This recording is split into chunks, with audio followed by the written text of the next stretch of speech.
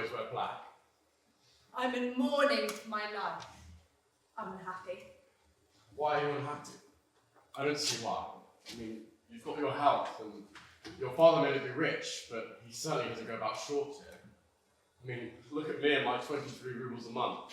I don't go about in mourning. Well, money isn't everything. A pauper can be happy. A happy pauper? Yes, in theory, but in practice, what you have is me and my mother, my 2 sisters, and my little brother, and my salary of 23 rubles a month. It's not like you have to eat and drink, is it? Don't need sugar, tea, tobacco, it's everywhere you turn. It's nearly time for the performance anyway. Ah yes, the performance. Nina, Zarek and I are appearing in a play by Konstantin Gavrilovich. They're in love, and today their 2 souls will merge into one in an effort to create a single work of art. Your soul and mine, by way of contrast, don't meet at all. I love you, and can't stay home for longing for you. Every day I walk 4 miles here and back again, and you don't care. Well, why should you? I've got no money, a large family to support. Who wants to marry a man who can't even feed himself? That's all rot. No, I'm touched that you love me, but I can't return your feelings, and that's all there is to it, so.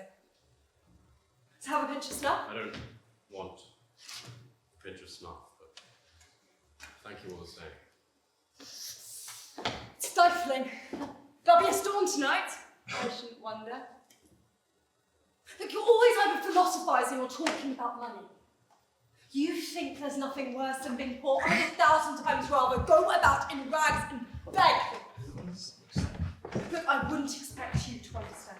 You know, with me, though, what it is the country somehow doesn't agree with me and never will. That's what, and there you have it. Last night, I went to bed at 10, woke up at 9, had the feeling I'd slept so long my brain was stuck to my skull and the rest of it. And then after dinner, I dropped off without knowing it. And now I feel a complete wreck. It's like one long nightmare, that's what. You're right. You ought to live in town. God, look at you two. Members of the public aren't allowed till it starts. You'll be cool. Please go away. Be a good girl and speak with your father about letting the dog off its chain. Otherwise it howls all night. My sister never slept a wink again. You can speak to him yourself. I'm not going to. And I'd rather you didn't ask me. Come on, then. You'll let us know when it's starting. The dog will be howling all night again. It's a funny thing. I never get my own way in the country, never have. In the old days, one used to take a month's leave to come down here to relax, recoup, and the rest of it. And from the minute you got here, you'd be so pestered with every kind of nonsense. You couldn't wait to get away. Leaving was always the best part of coming here. But now I'm retired. There's nowhere else to go. I have to live here, like it or not. And there you have it. So, maybe to board as well. Yes, but be back in your places in 10 minutes, not long now. Yes, sir. Now, there's a theatre view. Curtains, wings, then nothing but empty space. No scenery. Sightlines, straight to the dock and to the horizon. Curtain up, 8:30 on the dot, as the moon is rising. Oh, first rate. If Nina's late, of course, the whole effect will be ruined. She ought to be here by now. God, father and his wife watch her like hawks. Getting out of the house is like breaking out of prison. Your hair and moustache could do with a comb, don't you think? Actually, a pair of scissors. It's the tragedy of my life. I look like a down out even as a young man. As if I drank and the rest of it. Used to put all the women off me.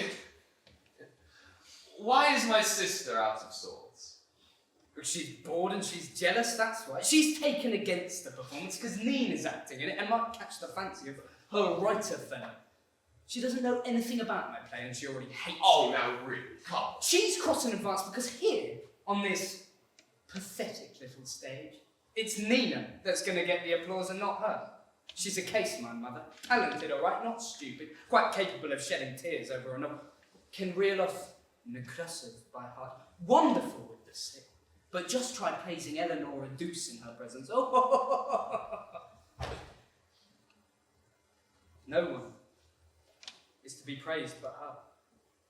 She's the one that has to be bravoed, encored, and generally send people into raptures over her performance in Le Dame au Camelier or one of those. But here in the country, this drug is not available, so she gets bored and crotchety. She has to take it out on someone, so it's us, it's our fault. And then she's superstitious, scared of the 3 candles on the table, the 13th of the month. And mean too. Oh, uncle, and mean. She has 70,000 in the bank. I know that for a fact, but you ask her for a loan and she starts to weep. Oh, what it is you've upset yourself before the fact and the rest of it. You've convinced yourself your mother won't like your play, that's what. Oh, calm down, your mother adores you. She loves me. She loves me not.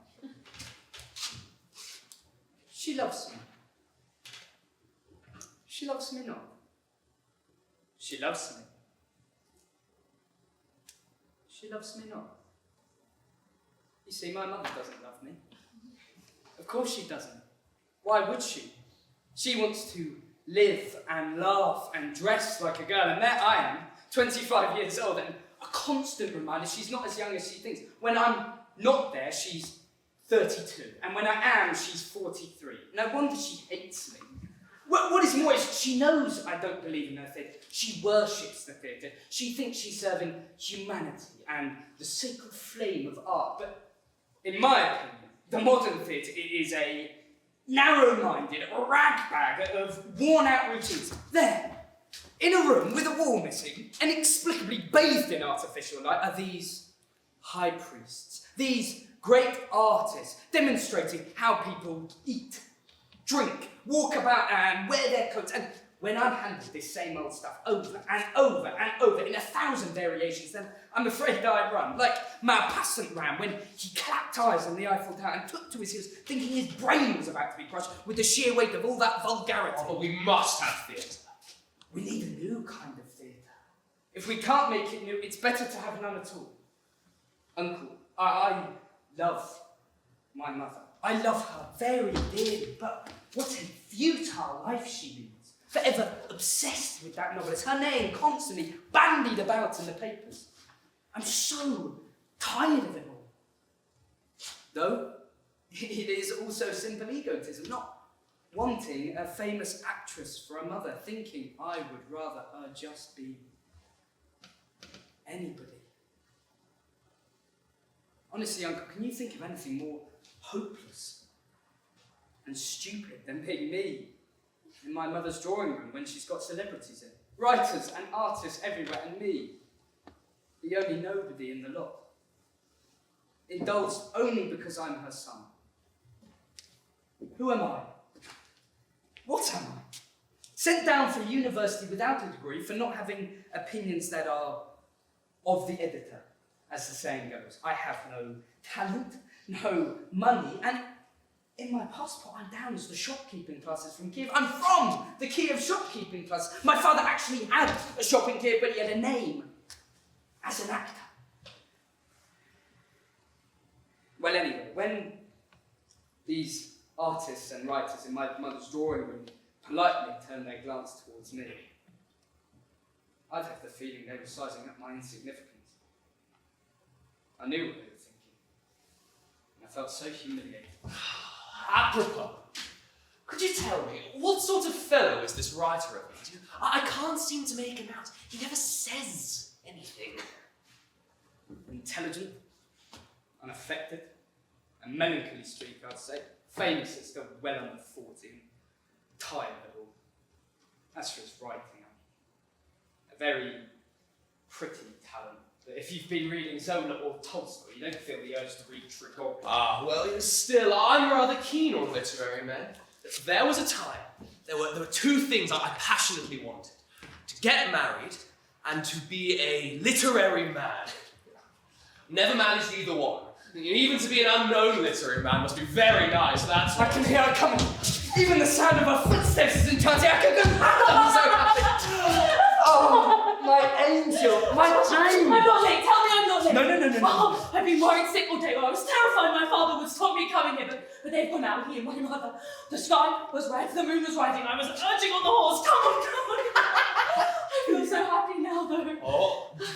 tears. Oh, that won't do, that won't It's do. nothing, I'm just out of breath. Oh, we can't be late, don't make me late, for God's sake, I've only got half an hour. No, it's time to start anyway. We must call everyone. I'll go. All done, that's what, and there you have it. You know, I once started to sing like that, and one of the assistant prosecutors turned to me and said, "You have a powerful voice, Your Excellency." And then he thought for a moment and added, "Powerful, but perfectly horrible."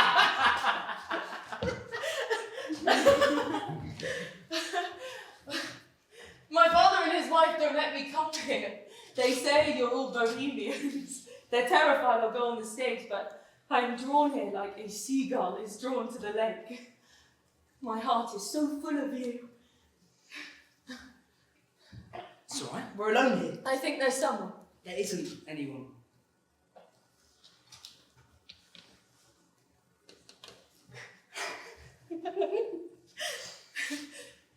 What kind of a tree is that?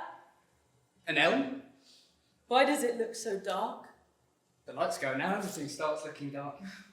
Please, don't leave too soon. Please, don't. I can't stay on. What if I came back with you? I'll spend the whole night in your garden looking up at your You window. better not. Tressa isn't used to you in your bark. I love you. Is that you, Yakov? Oh, yes, yeah. Is the moon ready?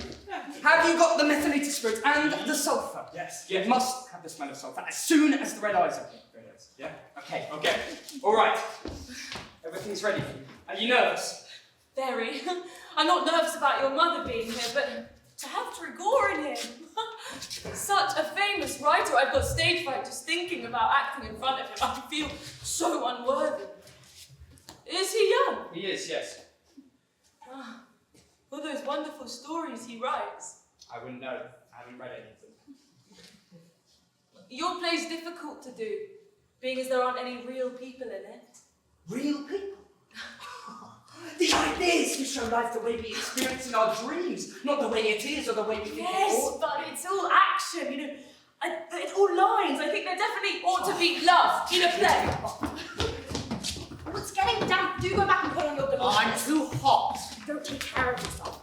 Plain foolishness. You're a doctor. You know perfectly well that dampness in the air is bad. not You- your youth But was you rude. do it just to upset me. Last night you deliberately sat the whole evening out on the veranda. You were so carried away talking to Madame, you never even noticed the cold. You like her. Admit you do. I'm 55. Oh, taradiddle. That's not old for a man. Worn well. You're still attracted to women. Well, what exactly do you want me to do about You men would kiss the ground for an actress, not one of you. it? Look, if it so happens that artists in our society are treated differently from, say, tradesmen, that's only natural. That's called idealism. You've always had women throwing themselves at you. That's idealism too, is it? Well, in a way, what women liked most about me was that I was a damn good doctor. Now, if you remember 10 or 15 years ago, I was the only decent obstetrician in the whole province. And besides, I've always straightened them. Oh my dear. Okay.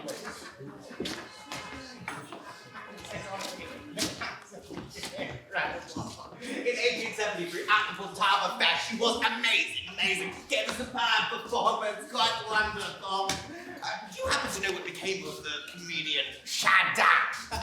He gave an incomparable rasp for you, yeah. Better than Sadovsky, ma'am, you have my word.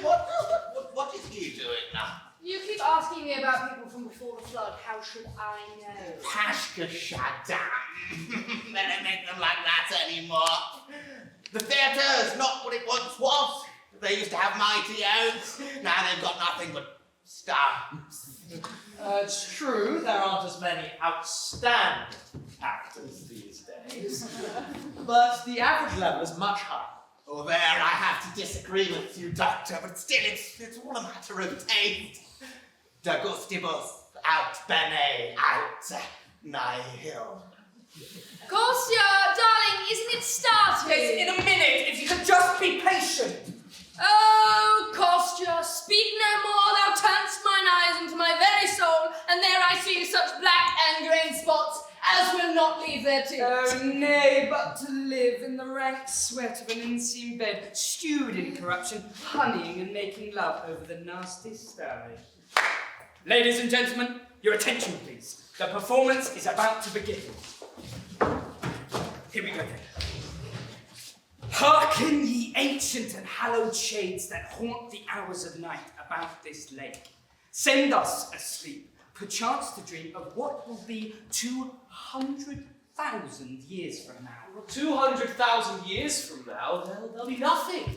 Then let them show us the nothing that will be. Yes, let them do. We're already asleep.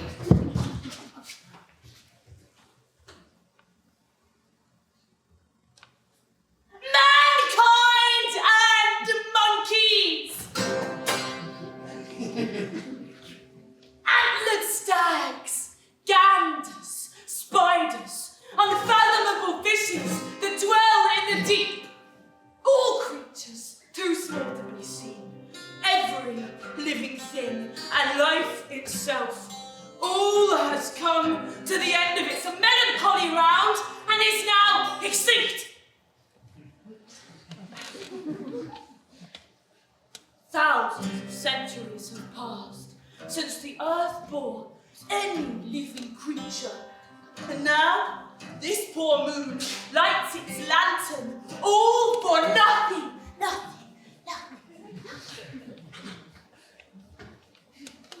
No more! The cranes wink and cry in the meadows. No more are the lime bugs heard in the mangroves. There is nothing but the cold. Cold, cold, emptiness, emptiness, and more emptiness. Terrible it is, terrible, it is terrible!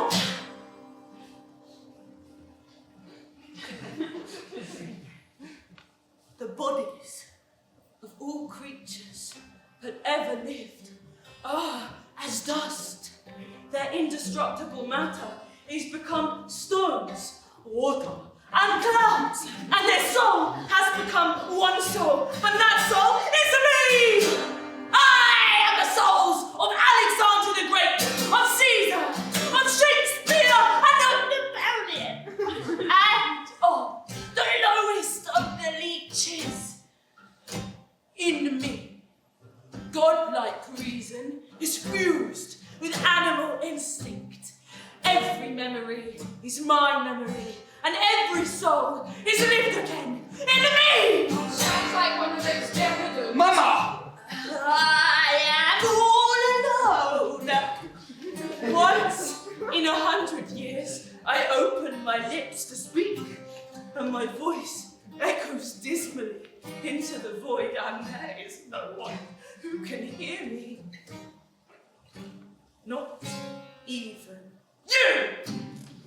Pale fires, born at the turn of the night, from the rotting of the swamps to wander the earth till day is breaking, devoid of all thought, or will, or matter, or any pulse of life, the devil! Lord of eternal matter, fearful of life, coming to life in you, is caused the ceaseless exchanging of your atoms, as in rocks and water, so that you are forever altering as you alter, and in the whole universe, spirit is the only constant. I'm like a prisoner, cast into a deep, empty well, not knowing where I am or what awaits me. One thing only has been made known to me, that in the bitter struggle with the devil who commands the forces of matter, I am destined to be victorious and will bring about the rule of the cosmic will. Yet first, the moon, earth, and bright Sirius, little by little, after millennia, must come to dust. Until that time, there shall only be the horror. The horror! The horror! Ah, look where he comes! My mighty adversary, the devil, approaching! I see his terrible crimson eye! I can smell sulfur. Is that part of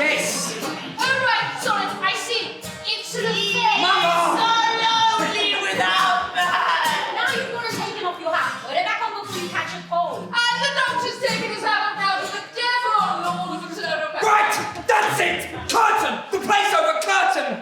What are you so cross about? Can we have the curtain closed, please? I must apologise. I quite forgot that writing and acting in plays is only for the chosen few. I have defied the monopoly. What's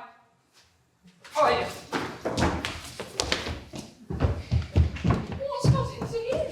Rena, my dear girl, that's no way to treat a young man's self-respect. Why, what did I say? You hurt him. No, but he told us himself it was going to be a bit of fun, so I took it as a bit of fun. Even so. As you know, it turns out he's written a masterpiece. I ask you, so, he got up here and put on this show and stank out the place with sulphur, not to amuse us, but to teach us, right, the sort of thing we ought to be writing and acting in. I mean, really, it is becoming a bore. And all of his constant little digs, you know, and pointed little remarks. I don't care what anybody says, that would bore anyone. Really, he is a petulant, conceited little boy. He was trying to please you. Was he? Why didn't he put on a proper play? Instead of making us all sit through that oh so decadent, my dear gibberish. And the thing is, I don't mind gibberish once in a while if it's to entertain. But this was supposed to be a new theatrical form. Yes, and the art of the future. Since when has the exhibition of a quite plainly morbid personality ever been considered a new art form? You're right, we must, and as best we can. Well, yes, he's welcome to write as he must. Just don't drag me into it. When Jupiter's angry, Jupiter's wrong. Well, Jupiter wasn't a woman. Anyways, I'm not angry. I'm just annoyed that a young man should spend his time being such a bore. Really, I hadn't the slightest intention of offending him. It sounds good to take spirit and matter separately. For the simple reason that, for all we know, spirit in itself is the totality of material atoms. But what someone should really do is put on a play showing what life is like for school teachers. It's a hard life, you know, very hard. I'm sure you're right. Can we not talk about plays or atoms? I mean, it's such a lovely evening. Oh, is that music? Can you hear? I think it's coming from across the lake. Come and sit by me. Over a dozen years ago, you could have heard music and singing coming from across the lake almost every evening. Yes, there are 6 properties on this side, and there was noise and laughter and gunshots, and the love affairs, yes, love affairs going on all the time. And the leading man in all of this, the idol of all 6 estates, was none other than our very own Yevgeny Sergeyevich. I mean, he's still very attractive, but in those days, he was irresistible. However, my conscience is beginning to prick me. How could I have hurt my poor little boy's feelings like that? No, I'm worried about him. Kostya! Kostya! Oh, go look for him. Would you? Nice to see you. Hello? Hello?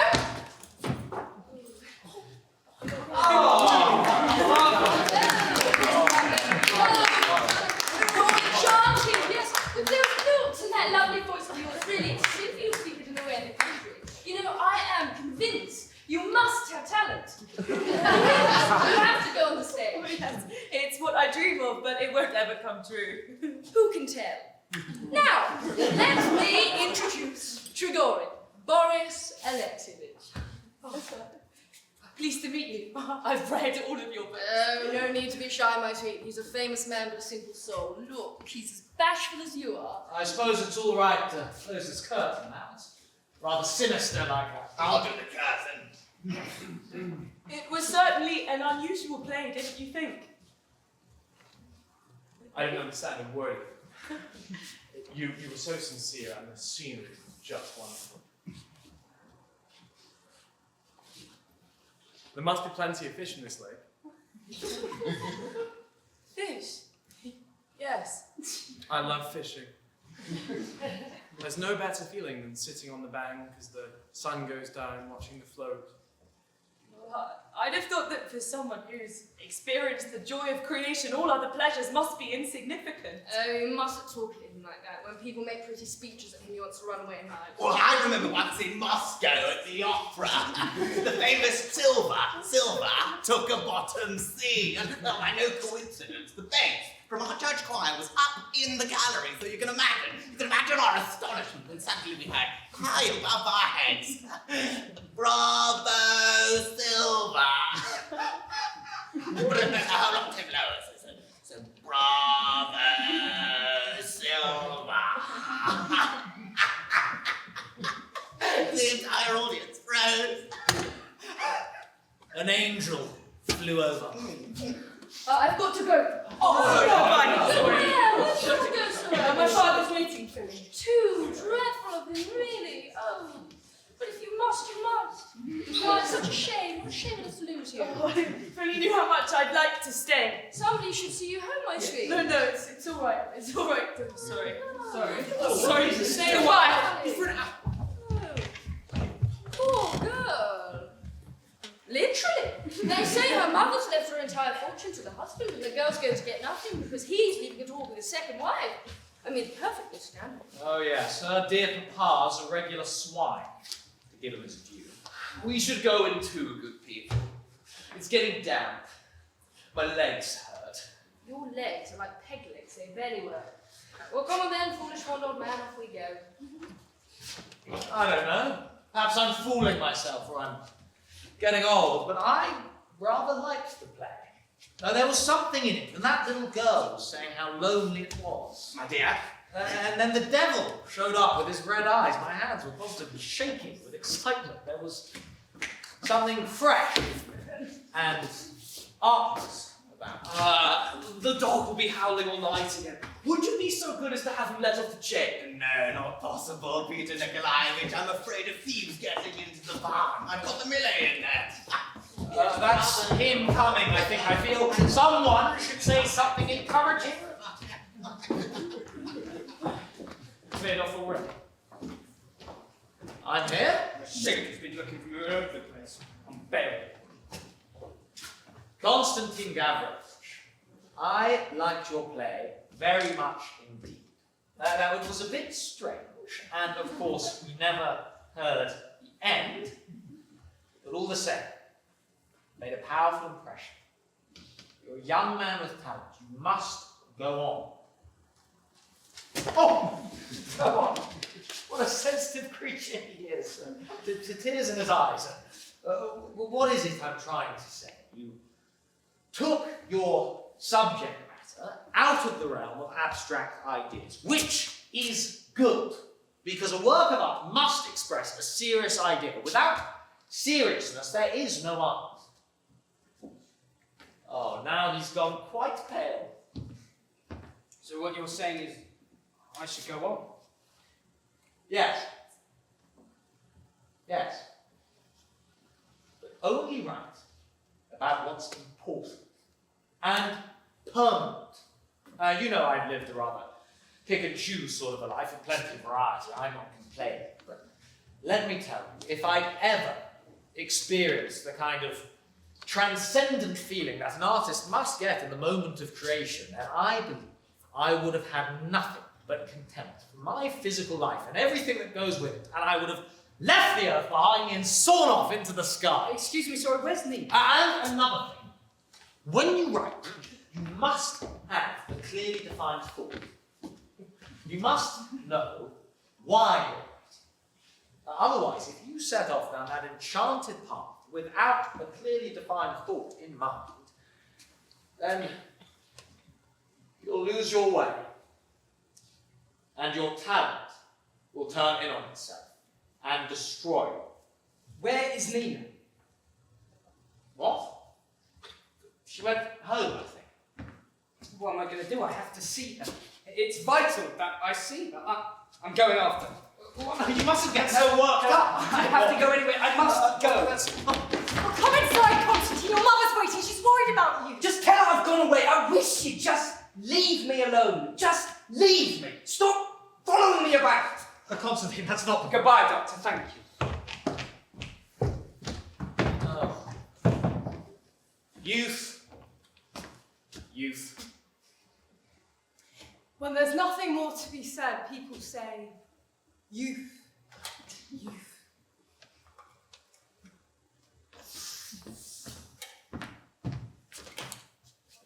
Filthy habit. Now, they'll be playing cards in the house now. I'd better go. Stay a minute. What is it? There's something quite apart from all this I want to, Can we talk for a minute? I don't love my father, but I feel somehow that I can open my heart to you. I feel somehow that you're close to me. You have to help me. Help me, or I'll do something stupid. I'll make a shambles of my life. I can't go on. Help you how? I'm so unhappy. No one knows the agony. I love Constantine. Oh, another one! Oh, these sensitive creatures, they're all so sensitive. There's all this love about. Must be the lake. They're all bewitched. What can I do, my child? What can I do?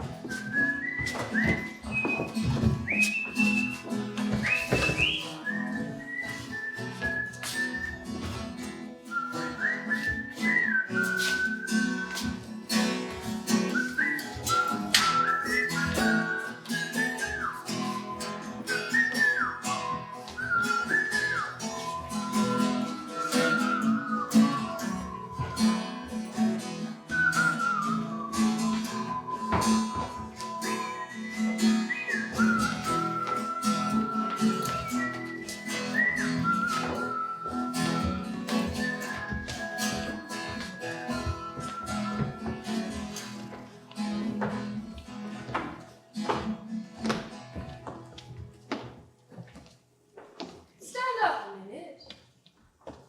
Next to me. So you're 22, right? And I'm nearly twice that. Yevgeny Sergeyevich, which of us looks younger? You, naturally. There you are. And why? Because I work. I feel things. I do things that you don't stir from the same place. You're not alive. And I have a rule. I never look ahead. I never think about old age or death. What will be if you're not now, and so on. Well, yes, but I feel as if I was born about a century ago and I'm dragging my life behind me, like the back of the dress going back as far as I can. Jill, a lot of the time, I don't feel like going. It's all stupid, of course, you're supposed to shake yourself out of it. Next, I keep myself properly dressed and on parade like an Englishman. I keep myself tip-top and up to the mark with my hair done comme il faut. Have you ever seen me go out of the house, even into the garden, in my housecoat and my hair not done? Never! The reason I'm in this remarkable state of preservation is that I refuse to be a frump or let myself go. Like some people. Look, you see, Frisky is a 15-year-old. You know, I could still play one any day. Yes. Albeit and regardless, I'm going to go on reading. We stopped at the Corn Chandler and the Rats. Yes, and the rats. Read on Macbeth. Or rather, give it to me, it's my turn to read. Well. They say it is as inadvisable for someone to invite a writer into their home as for a corn chandler to raise rats in his granary. And yet, writers are considered a catch and much pursued. So it happens that when a writer finds the lion she intends to pursue, she stalks him with compliments, favours, little acts of kindness. true with the French, but it's certainly not like that here. Here, it's madly love first, and then the pursuit. Really, you don't have to look far. Just take Trigorin and me. So we're feeling cheerful today, are we? We're happy now, are we? We're all smiles because Papa and Stepmama have gone away and we're now free as a bird for 3 whole days. I'm so happy now I can be all yours. Looking pretty as pretty can be. Oh, she's turned herself out just so, and very fetching. She's a clever little miss, but we mustn't overdo the compliments, yes. It arouses envy in the face. Where is Trigorin? Fishing by the bathing place. Oh, you think you'd get tired of it? What's your book? Maupassant, my sweet, on the water. The next bit is a bit dull without being true. There is something in my soul over which my melancholy, etc. Now, will somebody please tell me what is the matter with my son? I mean, why is he so boring and churlish? You know, he spends every day out in that lake. I hardly see him. He's heartsick. Oh, please, can you do a bit for one of his plays? Do you want me to? Oh, it's not very interesting. But when he reads something, his face goes pale and his eyes burn. No, really, he's just as a poet ought to be. Petruchia, are you asleep? Certainly not. You're not taking anything for yourself, are you? You're very silly. Well, I'd be happy to take something for myself. If only the doctor here would even give me something to take. What's the point at your age? Even at 60, one would rather stay alive than not. Very well. I'll go fetch some valerian drops. I think it would do him good to go to a spa. No harm in going. No harm in not going. Well, make sense of that if you can. Nothing to make sense of. Couldn't be plainer. Pyotr Nikolaevich shouldn't smoke. Nonsense. No, it's not nonsense. A wine and tobacco rob you of your true identity. After a cigar or a glass of vodka, you're no longer just you. Your first-person singular self goes out of focus, and before you know where you are, you start thinking about yourself in the third person. Oh, him. Well, that's very well for you. You've lived a bit in your time. But what about me? 28 years in the Department of Justice. I haven't lived at all. I haven't experienced anything.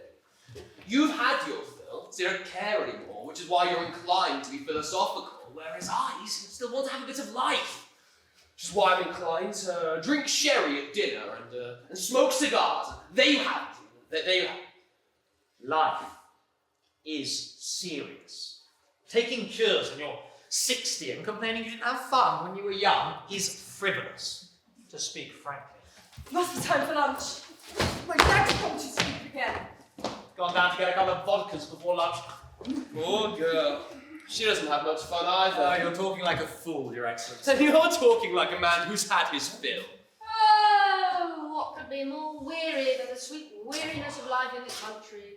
The heat and the quiet. No one feels like doing anything. It's very pleasant listening to one's friends disputing away, and yet there is nothing compared to sitting in a hotel room somewhere learning one's lines. Oh yes, that's what I think. Town is best, that's what. You're sitting in your office, telephone to hand. No one gets in without sending their So card. here you are, good morning. Delighted to find you in good health. My wife tells me that you were intending to go into town together. Is that so? Were intended. Well, that's all very well, Mum, but with the greatest respect, how were you thinking of getting there? We're carting ride today. All the hands are busy. Which horses were you thinking of using, may one ask? Which horses? How should I know? We have carriage horses. Carriage horses. And where do I get harness from? Where do I get harness? It is incredible. It beggars belief. Madam, forgive me, Mum. I worship your talent. I will give you 10 years of my life, but carriage horses I cannot give you. But what if I had to go? How very odd. With the greatest respect, Mum, you don't understand about farming. Oh, that one again. Well, in that case, I'm going back to Moscow today. Be so good as to have the horses hired from me in the village. Otherwise, I will walk to the station. Well, in that case, I resign. You can find yourself another manager. It is the same every summer, every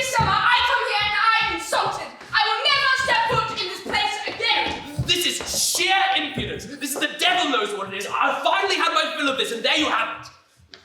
Have all the horses brought round at once. Imagine refusing Irina Nicolette Lavenia, the famous actress. Surely her every whim, her every wish is more important than your farming. What can I do? Put yourself in my place. What can I do? We'll go to her. That's what. We'll plead with her not to go. Possible, man. Are you? We'll help you. Come on. What a dreadful thing to have happened. Yes, yes. It's dreadful, but it won't come to him leaving. I'll have a talk with him. God, how tedious people are. The simple fact is, your husband should be thrown out on his neck. But it'll end with that old woman and her sister asking him to forgive them. You'll see. He's putting them in the carriage horses to work in the fields. Some screw up like this happens every day. You don't know how much it upsets me. Look, I'm shaking. It's making me ill. I can't bear his rudeness. Dear Jenny, my dearest, my beloved, please, let me come to you. Our time is running on. We're not young anymore, and if only we could end our days no longer having to hide or pretend.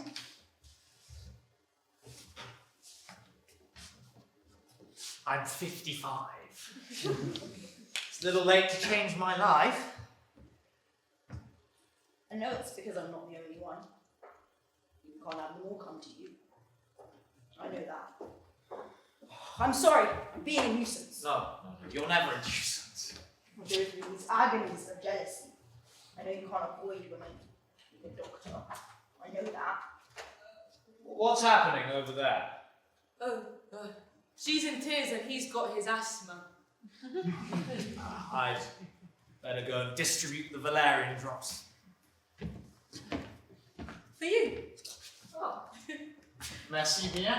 Look at those. How pretty and delicate. Give it to me! Give it to me!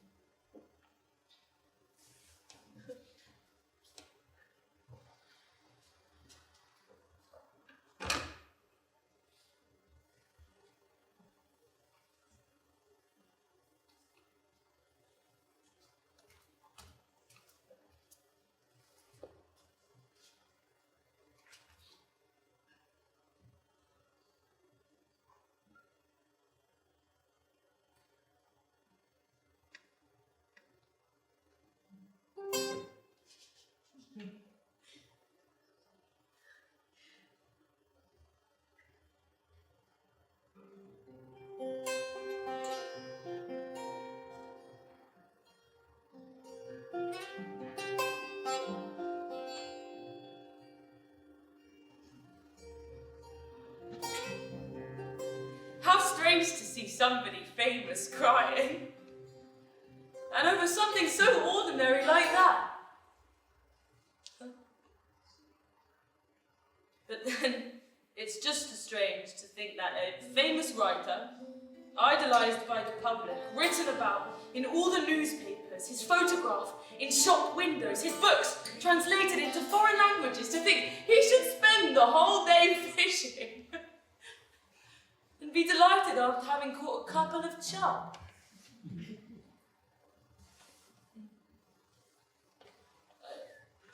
I always thought that famous people were proud and remote and looked down on the common crowd.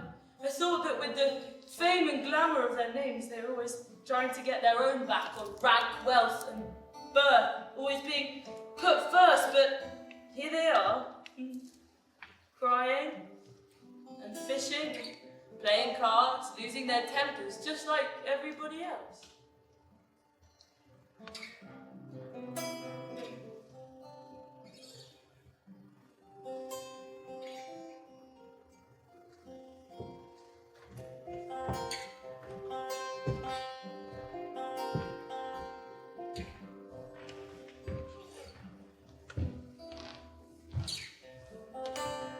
Are you alone here? Yes.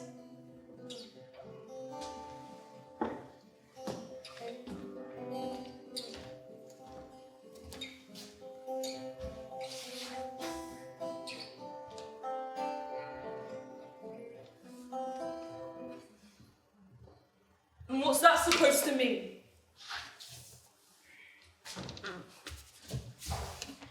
The dare sank low enough to kill the seagull. I lay it at your feet. What's gone into you? Soon I'm going to kill myself in the same way. I don't know you like this. That's true. And I don't know you like that. You aren't as you were. You look at me so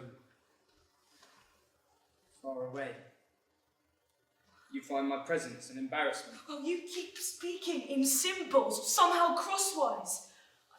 Take this seagull, a symbol if I've ever seen one, but of what I'm sorry, I have no idea. I'm not clever enough to make it out. It's all since that day my play was such a failure. Women can forgive anything but failure.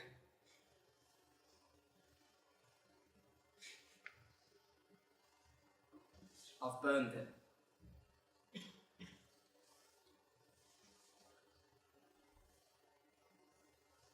Every last shred. You can't know how unhappy I am. Your detachment is literally terrifying, as if I'd woken up one day and the lake had disappeared or run away into the ground. Not clever enough.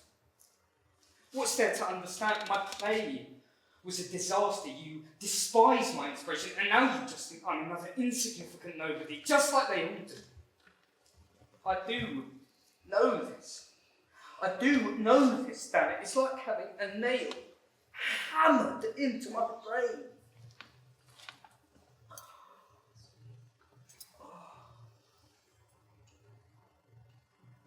To hell with it all. And my pride, too, that feeds on my blood, sucks me out like leeches. Oh. Here comes the genuine article. Walking like Hamlet, always. Words, words, words.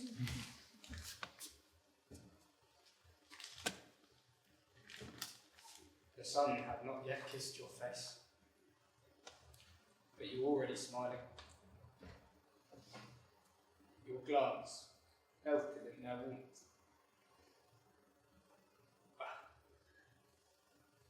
Let me not stand between you and the sun. Take this stuff. Drinks, vodka, red, black. Loved. Good morning, Boris Alexievich. Good morning. I gather we're leaving today. Unfortunate turn of events. I don't suppose we'll be seeing each other again. Pity. You know, it isn't often I have the occasion to meet young and interesting women. Now that I can't remember, I find it hard to imagine what it's like to be 18 or 19. The young characters in my story just don't quite ring true. I wish I could put myself in your place just for an hour or so to see what it's like and generally what kind of a creature this is. Well, I'd like to put myself in your place too. What's that? Just to see what it would be like to be a celebrated writer. What does fame feel like? What does it feel like to be famous? What does it feel like? What? Like not being famous, I suppose. I've never thought about it. Two possibilities. Either I'm not as famous as you think, or it doesn't feel like anything. What about when you read about yourself in the newspapers? When they're nice, I like it. When they're nasty, I'm depressed for a day or two. How wonderful! You don't know how much I envy you. How different is different people's lot in life, most of which can barely drag out their dim, dull existence. But you, the one in every million, are blessed with an interesting, brilliant life. You're so lucky. Am I? Here you are talking about fame and fortune and some interesting, brilliant life I'm supposed to be having, but I'm afraid those fine-sounding words mean no more to me than a bag of toffees, which I never eat. You mean well. But you have such a marvellous life. Suppose you just don't see what's a wonderful life. If you forgive me, I have to go right now. I have to sign.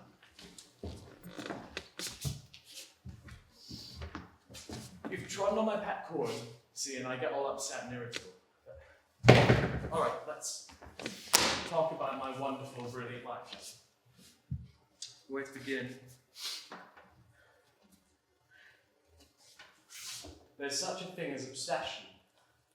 When, for example, a man can think of nothing but the moon, day and night. And I have my own moon. Day and night, I'm driven by one constant thought. I must be writing. I must be writing. I've scarcely finished one story when God knows why I've got to write a second, and after the second, third, and after the third, a fourth. I keep on like the mail coach, changing horses, on, and I can't do anything else. What's so wonderful and brilliant about that? It's a ridiculous life. Here I am with you, getting all worked up. At the same time, I can't put out of mind for a second this unfinished story waiting on my desk. I look up and I see a cloud shaped just like a grand piano. I think I must get that into a story someday. Cloud drifted by just like a grand piano. I smell heliotrope. I take a quick mental note. Sickly sweet scent, colour of widow's weed, mentioned when describing summer evening. I snap up every word and phrase we utter and hurry off to shut them away in my bottom drawer. When I do finish something, I escape the theatre or go fishing. Maybe think I could relax, lose myself. Something's already rolling around in my head like a heavy iron ball, a new idea, a new story, and it's dragging me back to my desk. I feel I must rush back and write, and that's how it is all the time. I'm never at peace. And it's as if I'm devouring my own life. To make the honey for the readers out there, I'm breaking off all my best flowers, trampling on the roots. I could be a madman. Or any of my friends and acquaintances actually treating me as if I'm sane. What are you writing? When will you give us your next? Over and over, it never stops. And I sometimes think all this fascination, this congratulation and admiration, it's all an act. They're humouring me like an invalid, getting ready to pounce on me from behind and drag me off to the madhouse I can go for.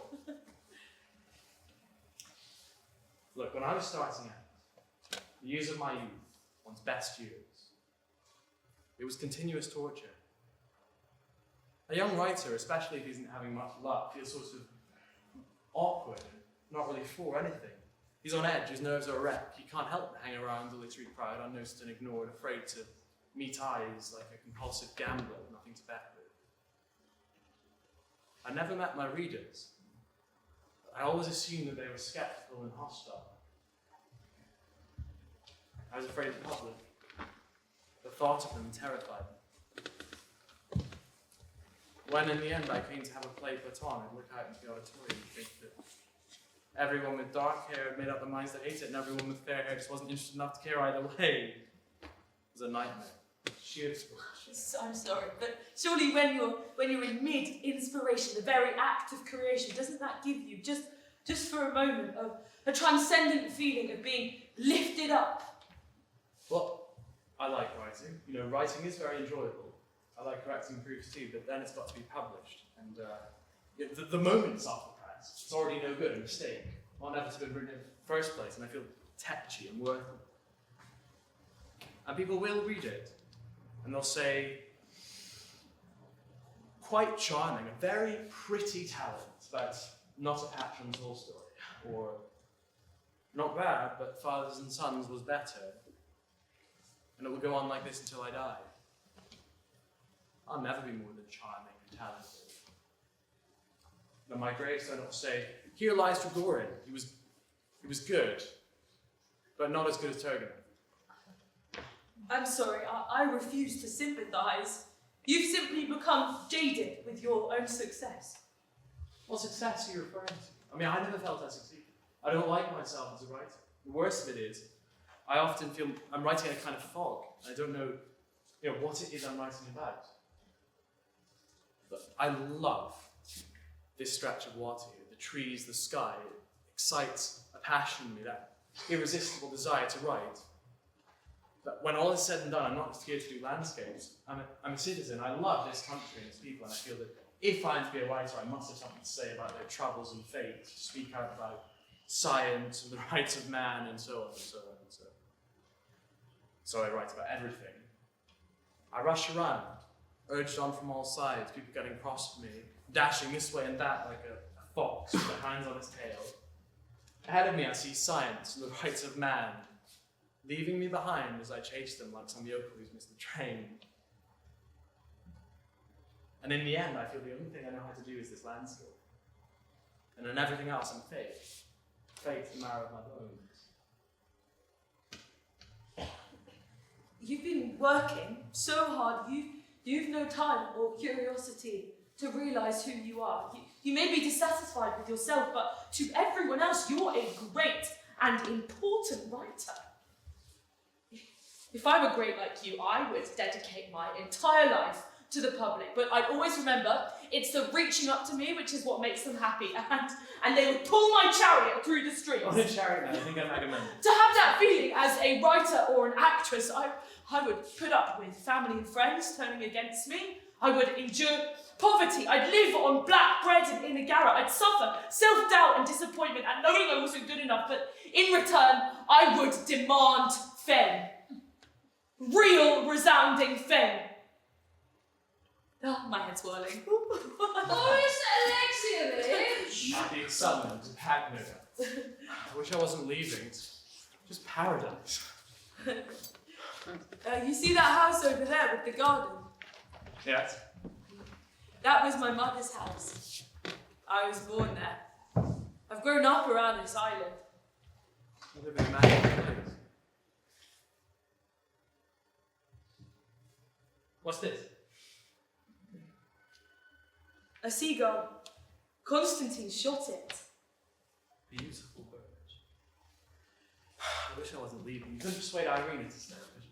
What are you writing? Idea for a short story. A young girl grows up on the shores of a lake. She loves the lake, just like a seagull, and is happy and free, just like a seagull. But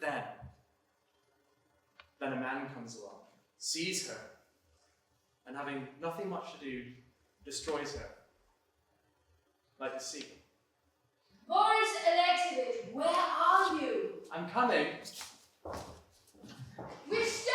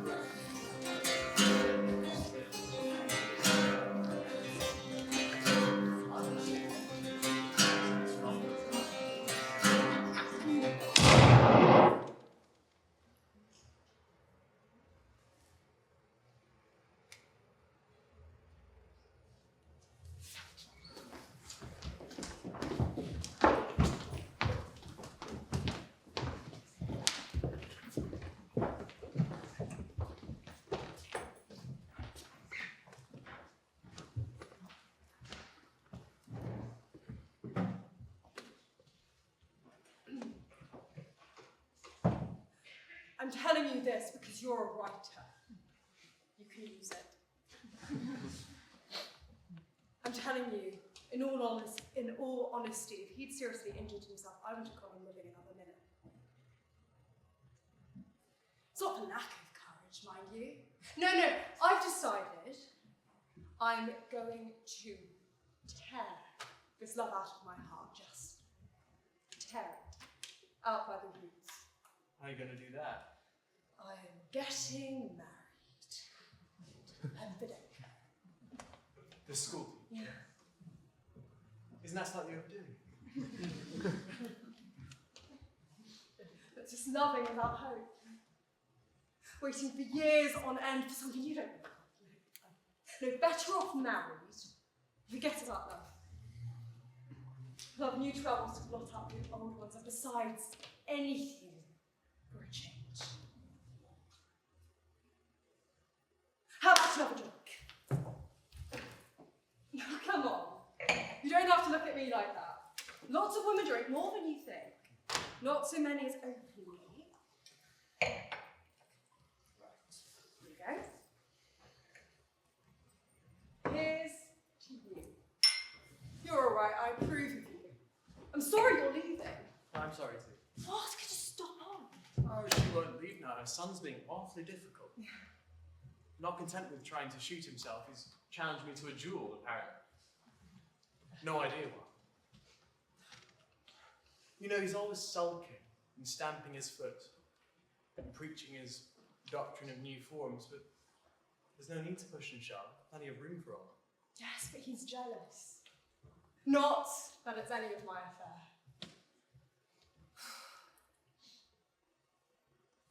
No, my school teacher's not very clever. But he's kind. No, he's devoted to me. I'm sorry for him. I'm even sorry for his old mother. No. Time to wish you all the best. Spare me a thought from now and then. Send me your books. And don't forget to write to them, not the usual two so-and-so best wishes, but Tamasha. God knows whence. God knows why. Thank you very much for being nice to me. Goodbye.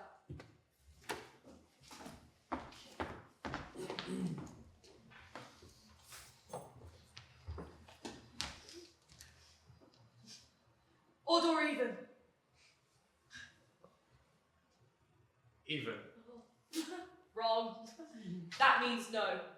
I'm trying to decide whether or not I should go on the stage. If only somebody would tell me what to do. That's not the kind of thing anyone can decide for you. We're parting today, and I don't suppose we'll ever meet again. I got you this medallion to remember me by. I've had your initials, engraved into it, and on the back the title of one of your books, Oh. Days and Nights. How sweet of you. That's a lovely present. Will you think of me sometimes? I'll think of you just as you were on that day a week ago. Do you remember when we talked? You were wearing that light-coloured dress. There was that seagull in the grass. Yes, the seagull. Days and Nights, page 121, lines 11 and 12. We can't talk now, they're coming, but please give me one moment before you go. What wilt thou do, old man, driving into town with your rheumatism? You're better staying at home. Who was that just left? Nina? Yes. Nina's pardon to interrupt you. I think everything's packed. I am exhausted. Those big fishing rods to go as well, sir. Sorry? Fishing rods. They go as well? Back they can go. Yes. Yeah. But the books can be handed out. Oh, Do you have any of my books in hand? Yes, in my brother's study in the corner bookcase. I mean it, Petruchia, you're better staying at home. It's depressing to be here by myself when you're leaving.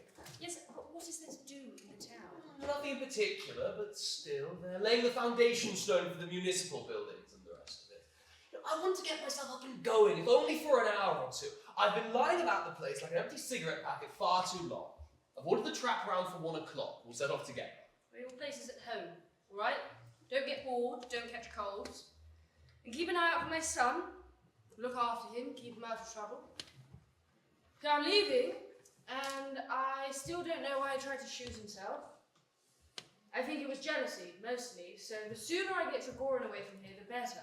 Well, look now, how do I say this? There's other things. It's obvious he's an intelligent young fellow buried in the country without a penny or a position or a future.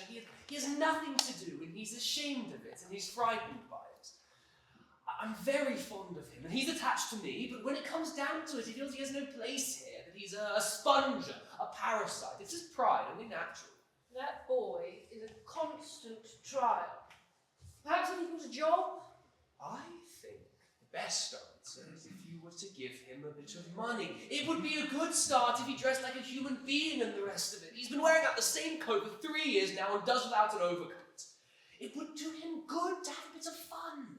Go abroad, perhaps. It wouldn't have to cost very much. Well, I might outmanage a suit of clothes for him, but as for going abroad, no! I mean, just at the moment, I haven't even the money for that suit of clothes, really. I haven't any money. I haven't! I'm sorry. Don't get angry, my dear. Girl, I believe you. You're a wonderful woman, too generous for your own good. I have no money. You know, of course, if I had any money, I'd give it to him, but I haven't any. Not a 5 kopeck piece. My farm manager takes every penny of my pension and spends it on cattle breeding, beekeeping, and the rest of it. And that's the last I see of it. You know, the cows get lost, the bees die. There's never a horse when I want one. Well, I mean, I have some money, but I am an artist. My costumes alone have simply ruined me. You're a dear kind girl. Patricia? No, I really do sympathize. Come on, Happy Hale, to he's have taking you. This room's gone round. It's strange. That's nothing. It's nothing. It's nothing. All gone.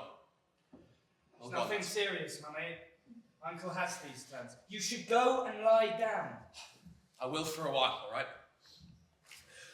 But I'll be going into town just the same. I'll go for a little lie down, that's what, and then I'll go. There's a riddle, old man. In the morning on 4, in the afternoon on 2, and in the evening on 3. Quite so. And at night on your back. Thank you, I don't need help to walk. Oh well, just for form's sake then. He gave me such a fright. Living in the country isn't good for him. It doesn't suit him. It gets him down. Now, if you had a fit of generosity and lent him a couple of thousands, he'd be able to live in town all year round. I have no money. I'm an actress, not a banker. Mama, can you redo my bandage? No one does it like you do. Doctor's name? This is 12. He said he'd be here at 10. Sit down.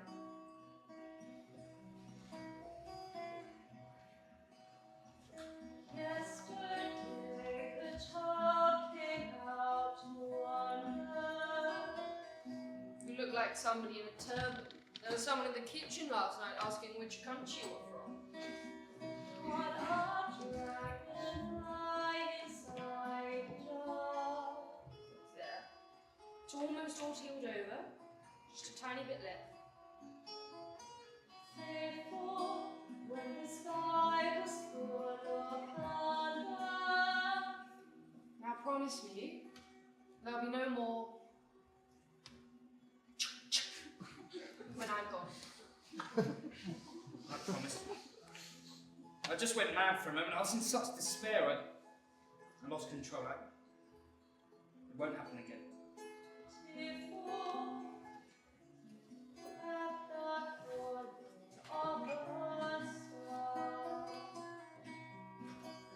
And the seasons swing around and round as the painted ponies go up and down.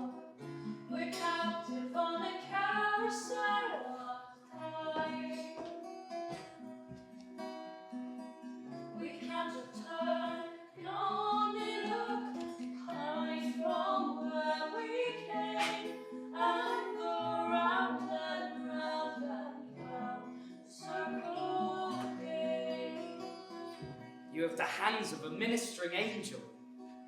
I remember when you were still working at the Imperial, when I was a little boy. There was a fight in the courtyard where we were living, and a washwoman got badly injured. Do you remember this? She was out cold when they picked her up. You used to go in and see her all the time. You brought her medicine. You used to wash her children in the wash tub.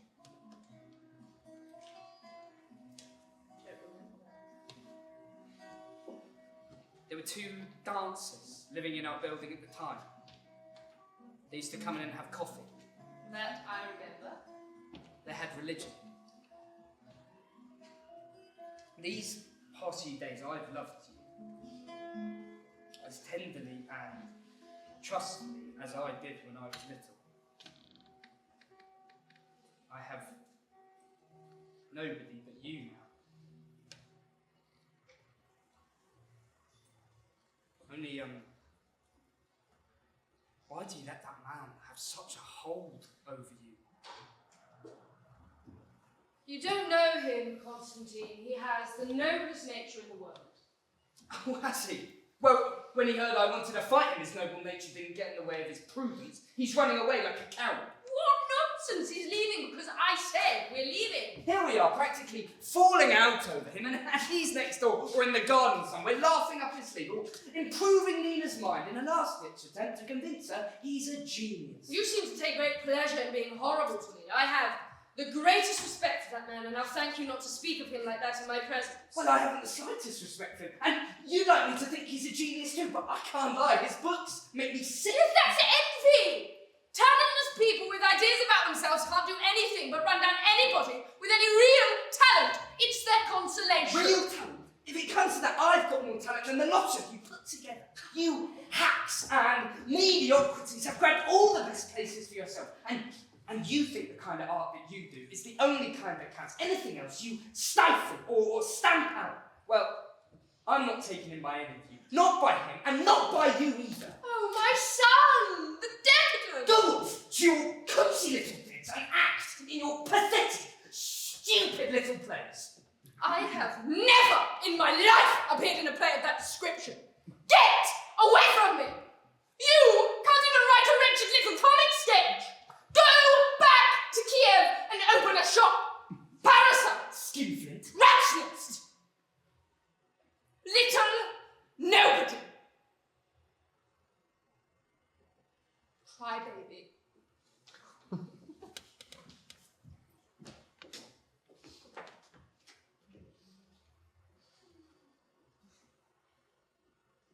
Stop crying.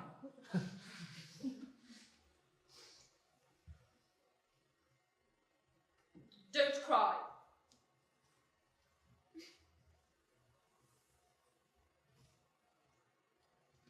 There's nothing to cry about.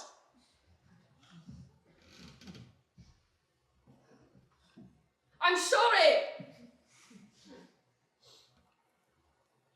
I'm sorry. Forgive me. Forgive your awful mother. Forgive your poor miserable mother.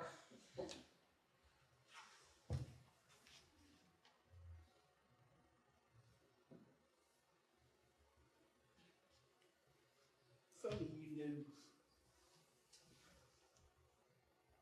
I've lost everything. She doesn't love me. I can't write anymore. I've lost all hope.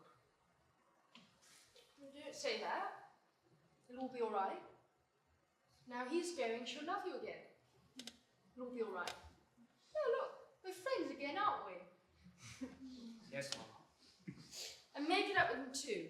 There's no need to fight, there really isn't. All right. Only, please don't make me see him. I couldn't face it. I'm not up to it.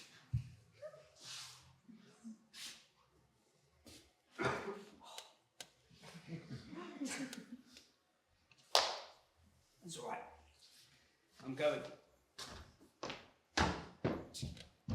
Days and Nights, page 121, lines 11 and 12.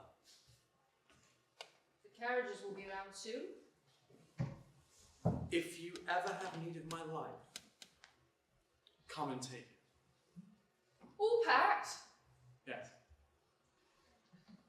But why such a note of sadness in this cry from an innocent heart?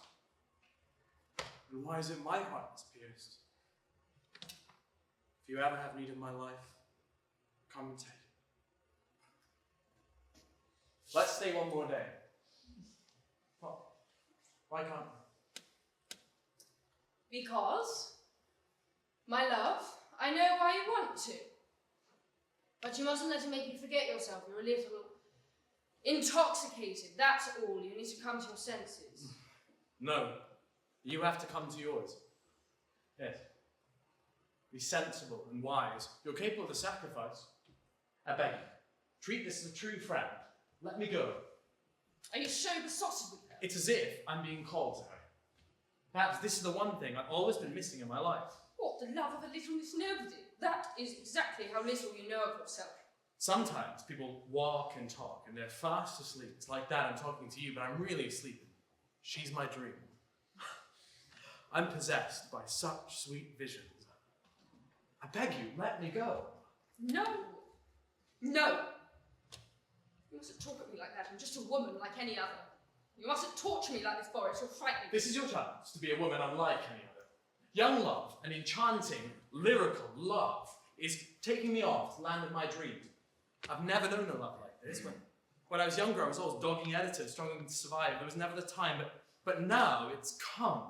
The love I never knew, and it's calling to me. What's the point in running away from it? You've gone mad. I don't care. You are all in a plot to torment She me. doesn't understand. She refuses to understand. Am I really so old and so ugly that you think you can just stand there and prattle to me about other women without any shame?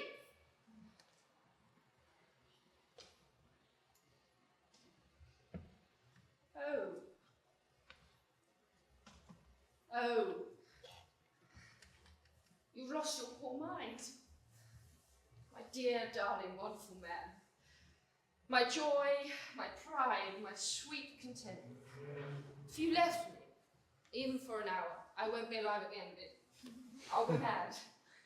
My magician, my prince, my king in all. Look, someone can come in Well, any let me moment. in! I'm not ashamed of loving you as I do. My treasure, my reckless darling. What you're doing is lunacy, and I don't want you to. I won't let you. You're mine. Yes, you're mine. His brow is mine. His eyes, soft hair. All of you is mine.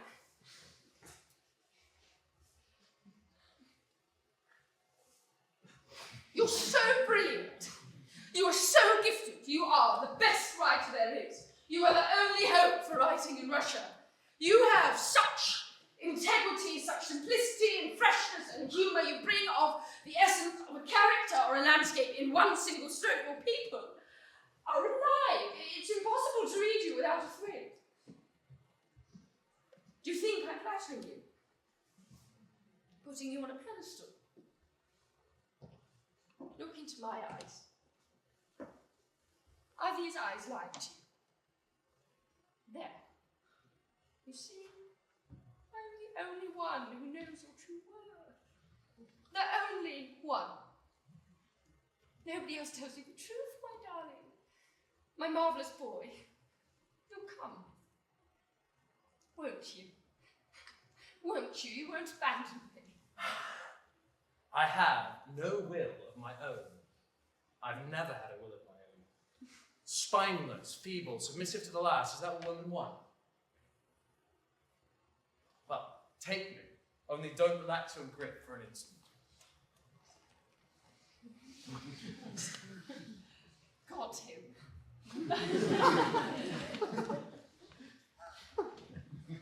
Well, stay if you like. I'll go. You can come in a week or so, really. There's no hurry. No, together. We'll go together. Whatever you like. Well, all right. Together. We will go together. What is that you're writing? Phrase I heard this morning, virgin territory. It might come in handy later on. So, Will we I have the honour to announce, with infinite regret, that it's time to go to the station. Mark, that train is at 20 minutes past 2. Do me a favour if you can remember to ask for that actor Stelzen is nowadays, but he's alive and well.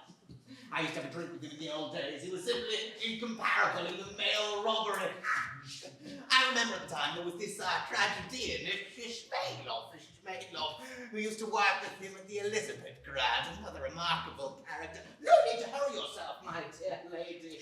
You've still got plenty of time.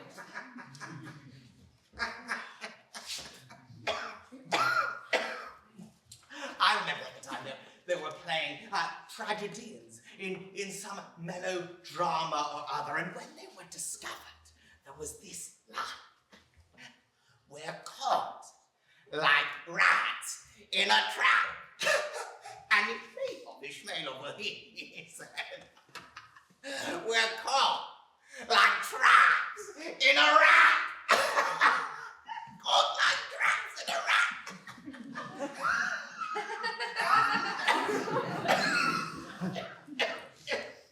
I've got you some plums for the journey. They're lovely and sweet if you wanted something nice. That's so kind of you, Bluey. Thank you. Goodbye, my lady. If there was ever anything not as it should be, please forgive me. Oh, everything was just right, and you don't cry. My days are passing. Yes, but what's to be done? Time to get going if you're not going to miss it after all. I'm going to get on board. I'll walk to the station to see you off. We better hurry. Goodbye, my dears. If we live, we'll meet again next summer. Don't forget me. 1 second. Present for you. Here is a ruble. Right? It's for the 3 of you. God bless you, man. If you wrote sometime, we'd like that. Goodbye, Horace Electric. Where is Constantine? Tell him I'm leaving. We have to say goodbye. Well, remember me fondly. I gave her a ruble, all right? It's for the 3 of you.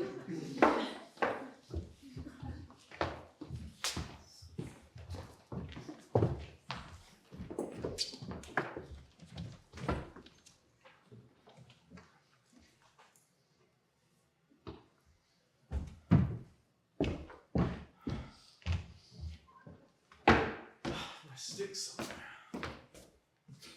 On the veranda.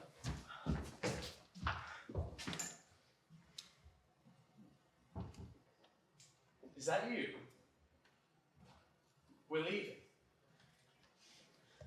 Boris Alexeyevich, I've made up my mind once and for all. The die is cast. I'm going on the stage. Tomorrow I'll be gone from here. I'm leaving my father. I'm leaving everything. I'm starting a new life. I'm going to Moscow too, like you. We'll see each other there. Meet me at the Slavyansky Bazaar, Master Me, as soon as you arrive. Kocholsky House on Mochenovka. I have to hurry. Only one more minute.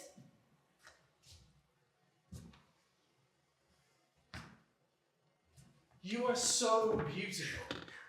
It makes me so happy knowing we'll be seeing each other again, that I can look into those wonderful eyes, that inexpressibly sweet smile, this lovely face with its gaze of pure innocence like an angel's. My darling.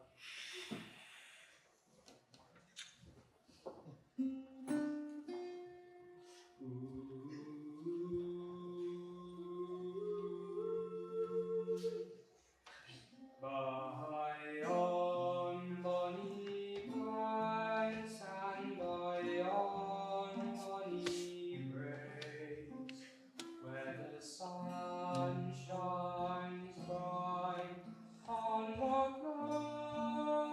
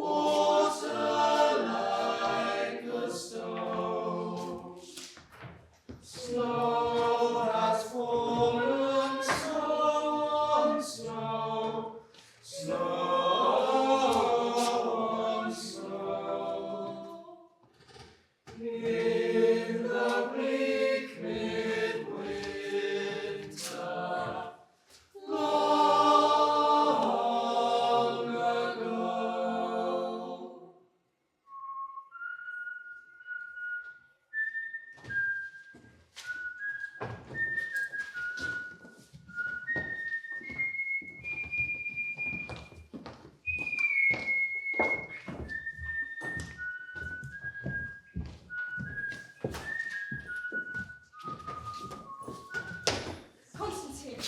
Constantine, Larry, you here? No. The old man keeps asking for him. Where's Kostya? Where's Kostya every minute? He's lost without him. He gets frightened being on his own. It's awful weather for the second day. There's waves on the lake, really big ones. It's so dark outside. Somebody should really get that stage pulled down. It's standing out there naked, ugly as a skeleton, the curtain flapping in the wind. Last night, when I passed it sounded like someone was crying. Someone crying? Let's be getting home, Masha. No, I'm staying the night. Come on, Masha. The baby's probably hungry. Matronia will feed him anyway. Poor little mite. This will be 3 days without his mother. What a bore you turned out to be. You know, at least someone used to get a bit of philosophy chucked in with it. But now it's all the baby come home, the baby's all Well, out then here. come on home, Masha. You go! Your father won't give me a horse. Yes, he will. If you ask him. Perhaps I will. But you'll come. Tomorrow, then. Yes. Yes. Tomorrow. Don't you ever let up. What's this for, Mama? Pyotr Nikolaevich sent his bed made up in Kostya's room. Right. No, half. Let me have her. Well, I'll be off then. Goodbye, Masha. Goodbye, Mum. Yes, I know if you're going. Goodbye, Constantine.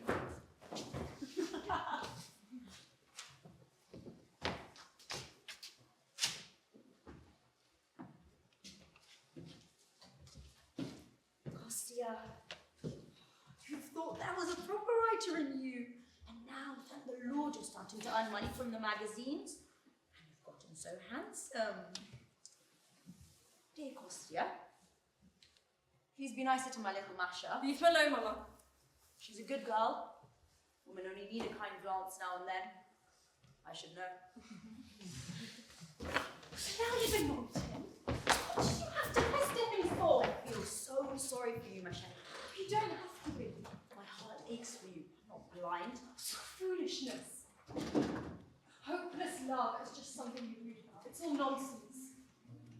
All you've got to do is get a hold of yourself and not sit around waiting for something to happen, like waiting for the weather. If love worms its way into your heart, dig it out. Sermion's been promised a transfer to another district. Once we're there, forget about it all. Tear it out by the roots. That's Kostya's music. He has it played when he's unhappy. The main thing is not to have him under my nose all the time, Mama. Trust me. If Sermon gets his transfer, I'll forget about him in a month. I've got 6 mouths to feed now, and flour at 2 kopecks a pound. It's everywhere you turn. You can laugh. You've got pots of money. Money. After 30 years' practice, with all the responsibilities, when I couldn't call my soul my own, day or night, I've managed to put away 2,000 rubles. And I've just spent the lot on my grand tour. Haven't to go now. You still here? Your father wouldn't give me a horse. Oh, why don't I ever set eyes on you? Well, there have been some changes here. You've turned this drawing room into a study. It suits Constantine to work in here. He can walk out into the garden whenever he feels like a thing. Where is my sister? She went to the station to meet Trigorin, I think. She'll be back then. If you thought you should send for her, it must mean I'm seriously ill.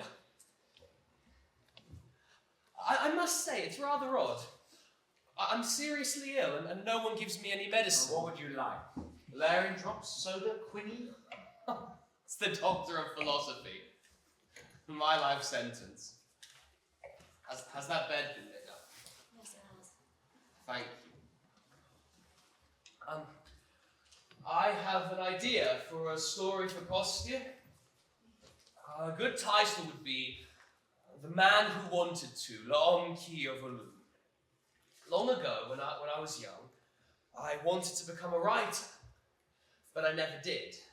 I wanted to be a good speaker, and I was abominable. And as I was, so I was saying, there were times I'd be so long getting to the point of my arguments, I'd break out in a sweat. I wanted to get married, but I didn't marry. I wanted to live in town, and I'm dying in the country. There you have it. You wanted to become an actual state councillor, and you did. I never set my sights on that, it just happened. Well, it hardly shows a magnanimous spirit, does it? Complaining about your life when you're 62. He never gives up. Can't you understand? I want to live. Oh, pure frivolity. Everyone dies. Law of nature. That's the argument of a man who's had his fill. You're content, so you're indifferent. But you'll be afraid too when it's your turn. Fear of death insults your humanity. The only people who can fear death rationally are those who believe in a life hereafter, because they fear retribution for their sins. But you, well, first of all, you don't believe. And secondly, what sins? You've never done anything except spend 25 years in the Department of Justice. 28. We're stopping Constantine from working. We ought to. No, it's all right. May I ask you, Doctor, which foreign city did you like best? Genoa. Why'd you know it? Well, the crowds in the streets. When you step out of your hotel room in the evening, these streets are swarming with people. And you drift along this way and that with the crowd, up and down. It's got a life of its own, and you really feel part of it. Body and soul. And at some point, you start to think there actually might be a universal spirit after all. Like the one Nina acted out in your play. Where is she, by the way? How's she getting on? All right, I think. One hears she's been living a somewhat untidy life. It's really too long a story. I'll make it brief. She went off to live with Trigorin, as I suppose you know. Yes. She had a baby. The baby died. Trigorin got tired of her and went back to his old ties, as you might expect. Or rather, he never let go of them. Having no backbone, he was able to bend both ways. From what I understand, Nina's private life hasn't exactly been a triumph. And the stage? Not much different. She started off in Moscow and then moved to the provinces. Around that time, I never had her out of my sight. Where she went, I went too. She played some big parts, but she played them crudely with a lot of declaiming and throwing her arms about. She had some talent, but only in moments. Letting out a cry, dying. But talent. Hard to tell. I'd see her, but she'd never see me. She'd tell them at the hotel not to let me out. I understood how she felt and let it go. What more can I tell you? Around that time, I started receiving letters from her. Sensible, friendly, interesting letters. She never complained, but every line ached with unhappiness. Her mind kept wandering too. She'd sign herself the Seagull, like in Pushkin's play where the miller is so mad with grief that he calls himself a raven, so she'd sign herself the Seagull. She's back here now. How do you mean? Back here? She's in town at the hotel. I went to see her a couple of days ago. Masha tried too. Semyon says he saw her only a couple of days ago, walking across the fields, only a mile or two from here. That's right, I did. I greeted her and asked why she hadn't come to visit. She said she would. She won't. Her father and his wife won't have anything to do with her. They posted guards everywhere to keep her getting anywhere near. Life is harder than can be imagined, Doctor, in your philosophy. Delightful girl. What? I said she was a delightful girl. In actual fact, actual State Councillor Sorin was just a little in love with her for a while. You old seducer. I'm coming back from the station. Yes, that's Mama's voice. We're all getting older and battered by the elements, but you, Mom, are forever young, so full of life and grace in your charming colours. And you're tempting the fates again, you dreadful old man. Fyodor Nikolaevich, what's this about you being unwell again, don't you? Masha, You still recognise me? married? Long. Happy? Look, your mother says you let bygones be bygones, and you're not angry with me anymore. Yes, look, Boris Alexeyevich has brought you the magazine with your new story in it. Thank you, that's very kind of you. I bring regards from your many admirers. In Moscow and St. Petersburg, they're always asking after you. What's he like? How old is he? Dark or fair? For some reason, they always think you're older than you are. Of course, no one knows who you are. Behind your nom de plume, you're a mystery, like the man in the iron mask. Are you staying a while? No, I'm to Moscow tomorrow. Something to write and I promise something for collection. In other words, as ever. Not a very nice welcome from the weather. You couldn't fish in this wind. If it dies down by morning, I'll go down to the lake. Incidentally, I've had an idea for a story, and I want to revisit that place in the garden, remember, where you had your play. Well, I just want to jog my memory of the scene. Father, can you get so enough horses to get home? A horse? Get her! They've only just been to the station. I can't send them out again. Well, they're not the only horses. I'm talking to you. It's Masha, like it's alright. Masha, really, I'll walk. walk in this weather. Anyway, come on then, everyone who's playing. He'll make it all right. He's not a general. Come on, they'll be calling us in for supper. Come on. We always play cards here when the long autumn evenings set in. Look, it's a set of my mother's from when we used to play as children. It is a stupid game, but really, after a while, you don't know. God, he's read his own story, but he's not even able to cut out the pages on mine. Are you in, Costa? No, if you don't mind, I don't really want to. I'm going out for a breath of air. Right, the stake is 10 kopecks. Would you put in mid Yeah, bien sûr. There you go. Right. Right. Everyone down in? Yes. 22.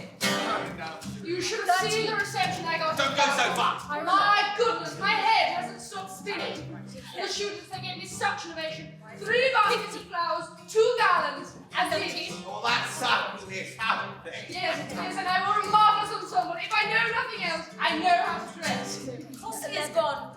He's unhappy, poor lad. We've been having a go at him in the papers. Who cares about the newspapers? Rotten luck, he can't seem to find his own voice. Something very unfocused about his writing, kind of delirium at times, and never a single living character. Patricia! Are you bored? He's asleep. His Excellency sleeps. 19. I think if I'd grown up here and everyone else writing, I would have just kicked the urchin and gone fishing. To catch a grasp chub is very heavy. Well, I believe in Constant. He's got something. He's really got something. He thinks in images. His pictures are vivid and full of colour. I'm strongly affected by them. Only trouble is, they don't go anywhere in particular. And you can't get very far off them. You pleased to have a writer for a son? Can you imagine? I still haven't read anything of his. There's just never the time. 11. By the way, Mr. Alexeyevich, we've still got something of yours here. We do. Well, Constantine shot a gull once and you asked me to have it stopped. God, it's so dark. I don't know what it is. I can't settle. Of course, you would just shut the door. There's a draft. It's one. Full house, ladies and gentlemen. Bravo! The man's luck is always in, wherever he goes. Right, leave off the game, play again after supper. Our celebrity hasn't eaten all day. Leave off your writing costume, we're going for food. I don't want any. I'm not hungry. As you wish. Patricia, we are going for food. I must tell you about the reception I got in Cargill. Really, it was amazing. I mean, the mayor of Cargill got in a lot of trouble with me. Because when I came on stage, he became visibly aroused. Visibly. He was unbelievable.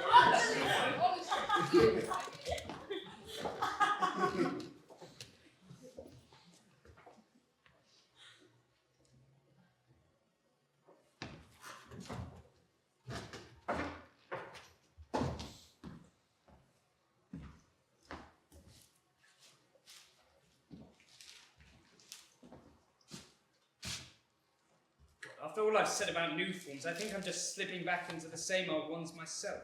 Look at this. The poster on the fence, proclaim. A pale face in a frame of dark hair, proclaim. A frame of dark hair. Hopeless. I think I'll start with my main character being woken up by the sound of rain. The rest will have to go. There's a description of a moonlit evening here that goes on forever.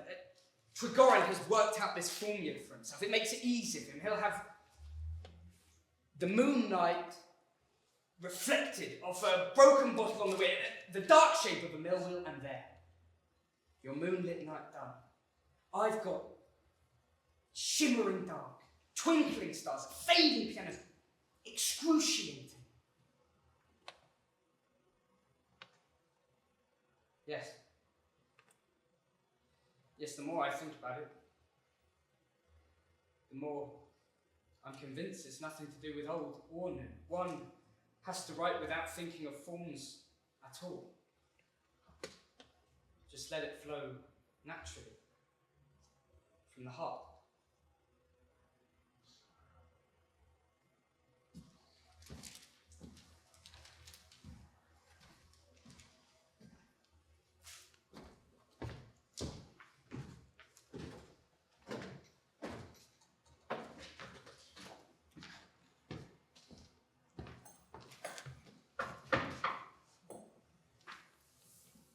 Yes, who is it?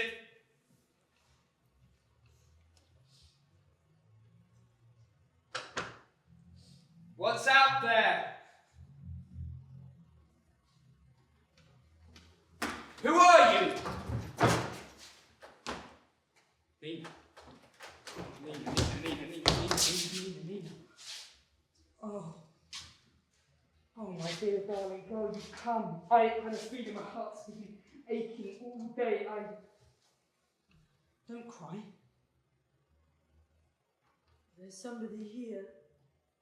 No one. Lock the doors in case anyone. No one will come in. Lock the doors. I know your mother's here. This one doesn't lock. I'll lock it somehow.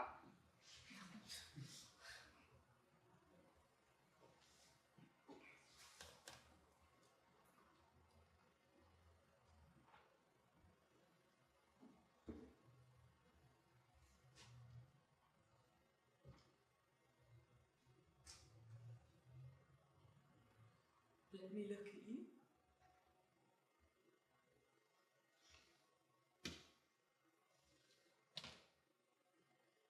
It's nice in here. So cozy and warm. This was a drawing room before.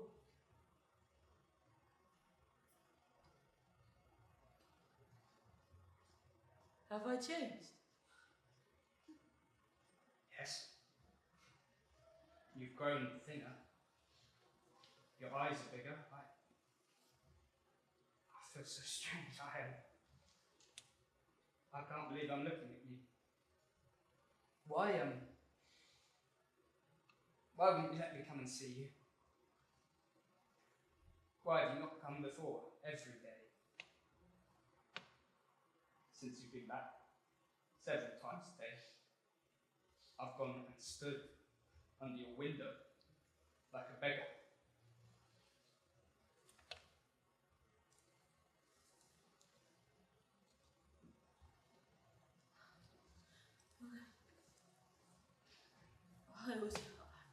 I was afraid you'd hate me. I dream of you every night, looking at me and not knowing me.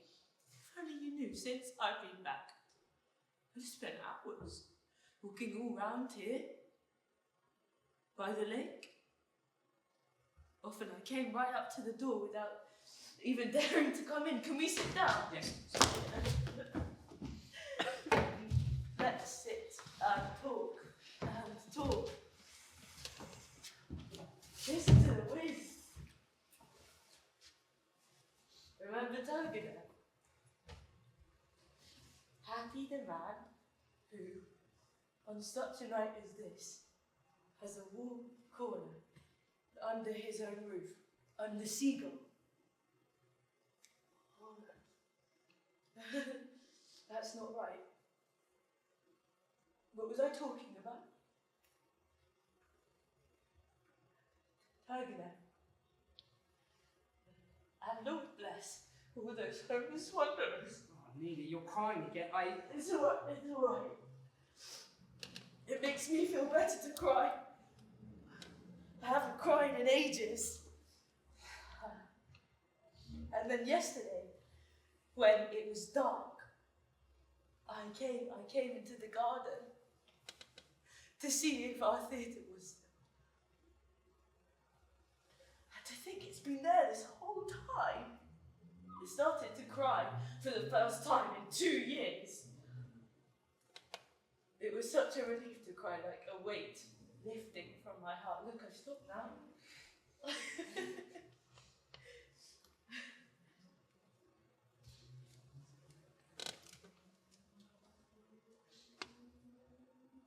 So you've become a writer. You're a writer, and I'm an actress. We both scrambled to get onto the merry-go-round. Life used to be so carefree. I was like a child. I'd wake up singing, I loved you, and I dreamed of being famous.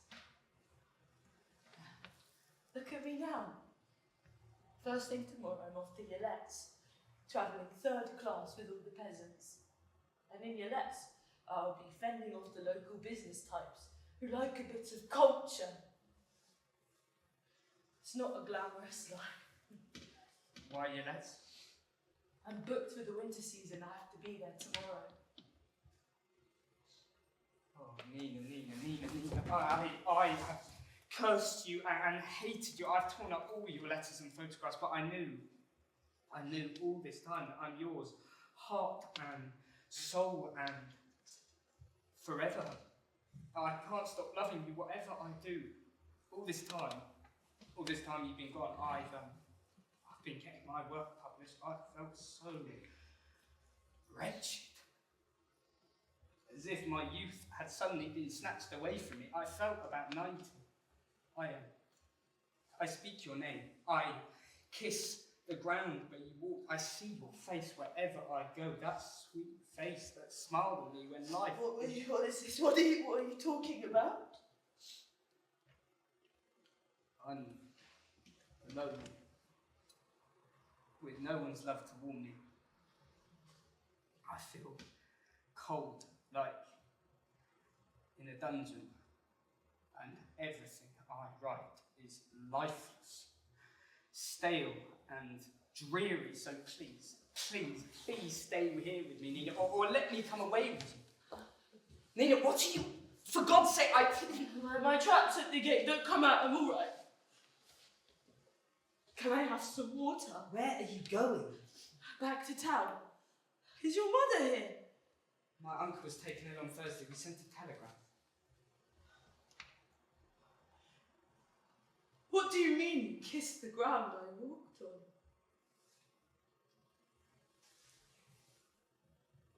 You should want to kill me. I'm so tired. If only I could rest. I need rest. I'm the Seagull. That's not right. I'm an actress, yes.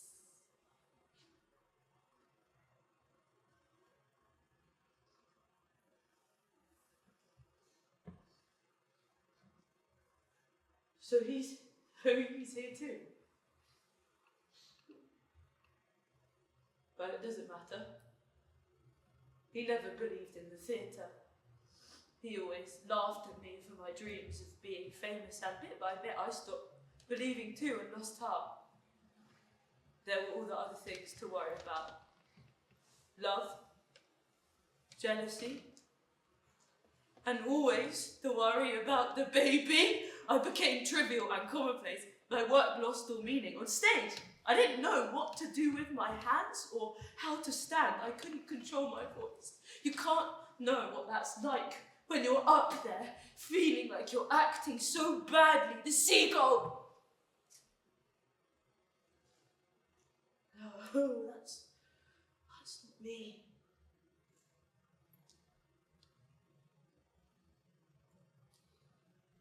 You remember how you once shot that seagull? A man, having nothing much to do, came along and destroyed her.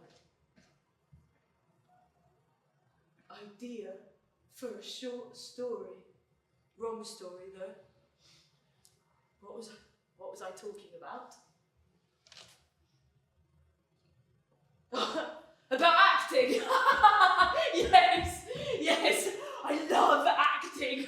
Whether I'm on stage, I feel drunk. On the ship, enjoying it, I feel beautiful.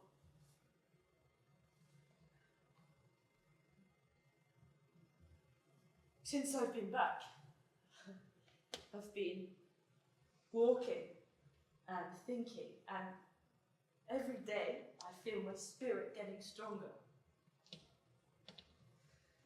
What I've realised, question,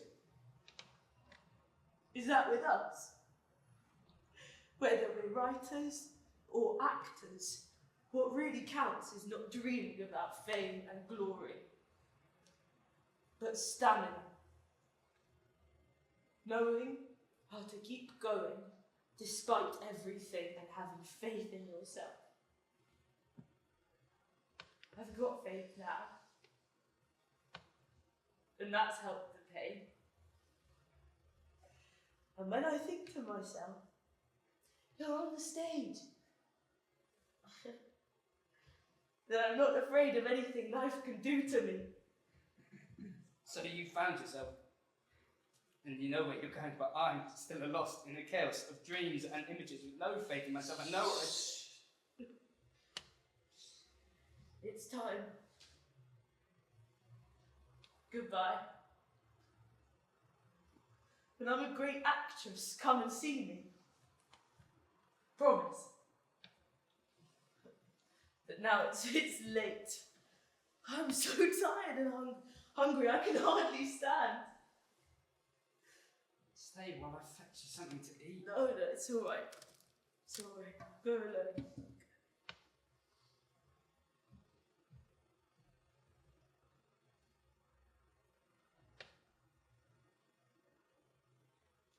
So she brought him here with her. Well, it makes no difference. When you see Trigorin, don't tell him you've seen me.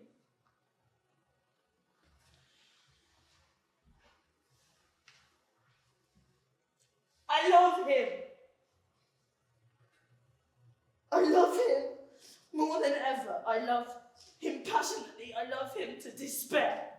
An idea for a short story. Wasn't it good before Kostya? When life was so happy and simple. The feelings we had, feelings as delicate as tiny, tiny flowers. Remember that time? Mankind and monkeys. Ostriches and partridges. Antlered stags, ganders, spiders. And now this poor moon that lights her lantern all for nothing.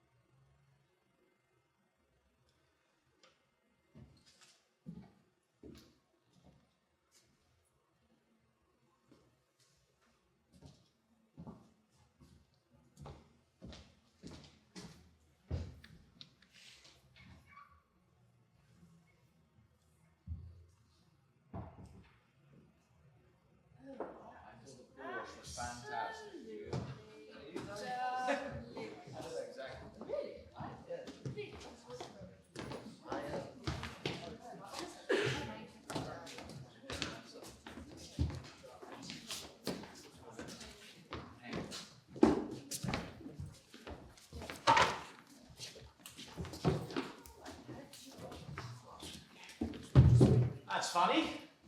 Door's locked. Right, bring in the wine and beer for Boris Alexeyevich. We will have a drink while we play. And can we have the team too, please? Yes. Here's the thing I was telling you about, Boris Alexeyevich. Just as you ordered.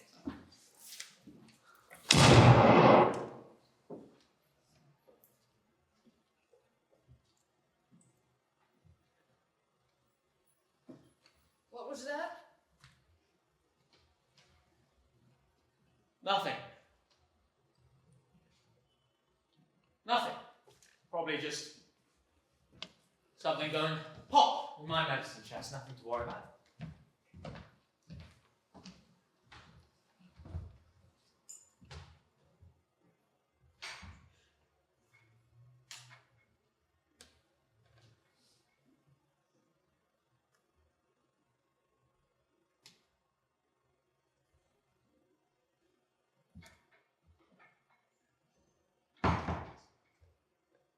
Just as I thought.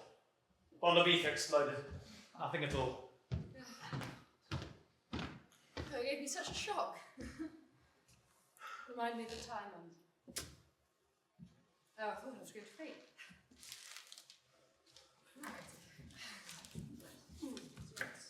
Mr. Gordon, there was an article in here I saw a couple of months ago from our correspondent in America that I wanted to ask you about, just by the way, because I want to get her out of it somehow.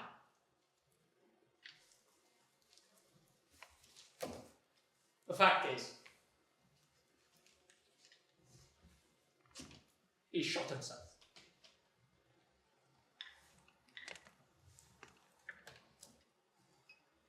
Where me and my true love will never meet again. On the bonny, bonny banks.